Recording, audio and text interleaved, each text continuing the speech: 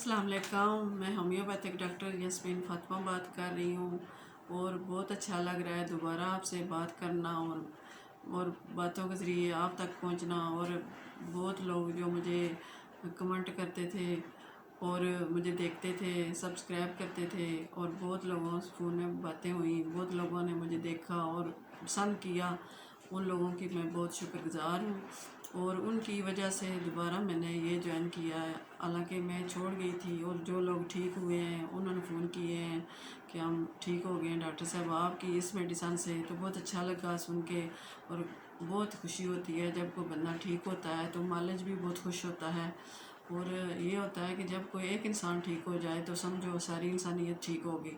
तो ये करना बहुत खुशी होती है और मुझे बेहद खुशी हुई कि कुछ लोगों ने मुझे इस बात पर दोबारा कन्विंस किया कि मैं दोबारा ये वीडियो बनाऊं और आप तक दोबारा पहुंचूं और आपके मसाइल, मसले और बीमारियां सुनूं और आपको उसके मुताबिक मेडिसन बताऊं।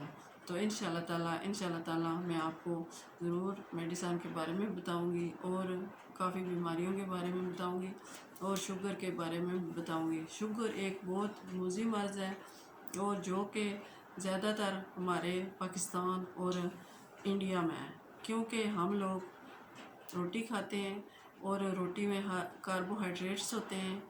और दूसरा ये कि साथ दाल खाते हैं, ज़्यादातर घरों में दाल पकती है और हम लोग शौकिया दाल पसंद भी करते हैं। दाल पके तो खुश हो जाते हैं और अगर नहीं तो गोश्त में भी दाल लोग पसंद करते हैं।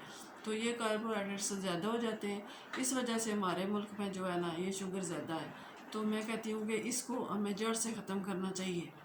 इंशाल्लाह ताला ज़रूर ख़त्म करेंगे और मैं आपका साथ दूंगी और आपने मेरा साथ देना। इंशाल्लाह ताला आइंदा फिर मिलूँगी। खुदा हाफिज़। खुश रहें, आबाद रहें।